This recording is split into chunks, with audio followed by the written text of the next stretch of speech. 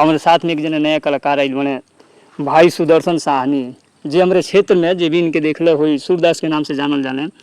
और साथ में बबीता कुशवाहा, हमारे साइड में नीतू देवी है, भाई मंजूर अंसारी और काफ़ी लोग बाटे जो कैमरा के सामने नहीं बैठा थक गई बैठे।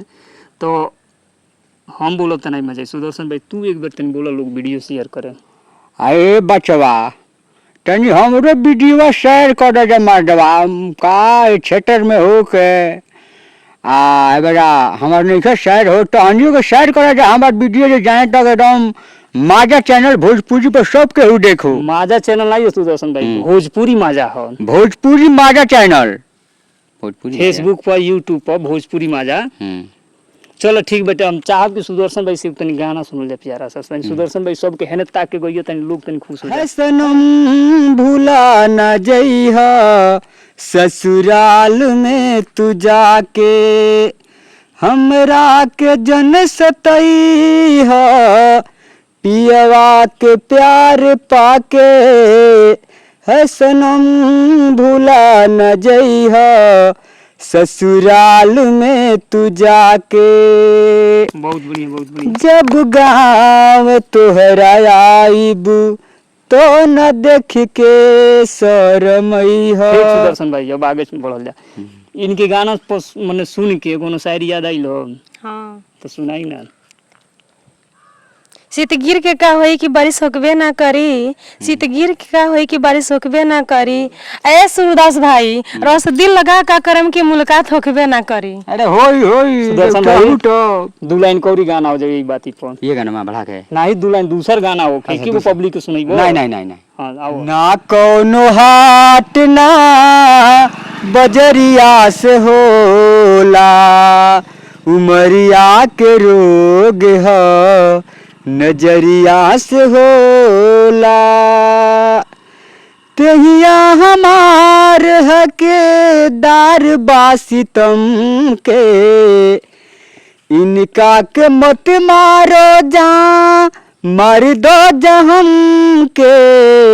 है फैसला ना कटरिया से होला, उमरिया के रोग ह नजरिया से होला। सुदर्शन भाई एक बात बताओ, गावत तो सच में एकदम मने दिल पे लगत है। कीर्तन भजन कर लो। कीर्तन भजन में जानी गावत रहनी है पहले नहीं मैंने अगर जे मतलब जे लोग भी अगर फेसबुक पे देखता और कीर्तन भजन करावल चाहे और बोलावल चाहे तो संपर्क कैसे हुई? हो जाए नंबर तो हो जाए। हमने लोग टीमो बनाए से जुड़ रहा टीम देखबे फोन तो एने ओने से लोग तब नहीं संपर्क करी। टीम आपन बा कि नहीं बटे? टीम अपन बा ठीक बा, लेकिन जैसे अगर आदमी सबके काम धंधा मनोज भैया का मान लो कोई काम हो गई तो अपना अपना काम में सब। अच्छा वो बिलोरा टोला मनोज शर्मा जी की बात होता है। हां अच्छा ठीक। तो कोई काम हो गई आदमी के आदमी थोड़ा तनी एने ओने बा, लेकिन जरूरत पड़ी तो आ सकेला आदमी। अच्छा रुको तोर गीतिया कुछ बबीता भाभी कॉल छ। ए हेलो हां हमरा तो सब प्यार हो गइल बा। ठीक तो बा, जियल बेकरार हो गइल बा।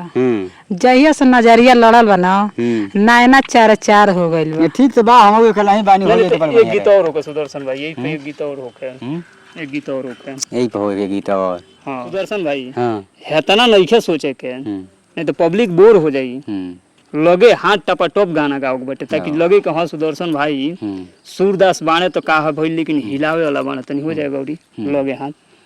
अखिया लड़ल बजब से सुदर्शन भाई अखिया ई का चीज है पकड़ले रही का? हां तो नहीं हां तब आप गाओ। बैठा था मजाक कोई नहीं है। अच्छा हां अच्छा गाई नहीं नहीं ये गाओ। अखिया लड़ल बजब से दिल में करार नइखे, हम कैसे कोई हमसे तुहरा से प्यार नइखे। सुदर्शन भाई बगता भाई तनी अपन सुना दे। 4 दिन से पियवा बना पाता गानवा अब चढ़ जाई गानवा। सोच जिया हमरो काहे घबराता दरोगा जी हो, 4 दिन से पियवा बानी पाता दरोगा जी हो, 4 दिन से पियवा बानी पाता। भाई तो हमरे तन देव सुदर्शन भाई हमरे टीम में सब केहू बाटे, गवाऊ वाला बा और कलाकारियों करे वाला बा। हम एगो औरी कलाकार के भेजो तनी ठीक न आ कुछ गाना हमार मनोज भाई भी सुनिए तनी रुको पकड़ो सुदर्शन भाई तनी भेजी मनोज भाई के। भाई हाँ भाई। त गाना सुनाओ तनी हम सुनाओ। सुना देखा कैसन गाना बाटे। प्यार में बनवलू पागल, प्यार में बनवलू पागल, अरे नहिया लगाई ए जान तोहरा के कैसे के भुलाई, ए जान तोहरा के कैसे के भुलाई।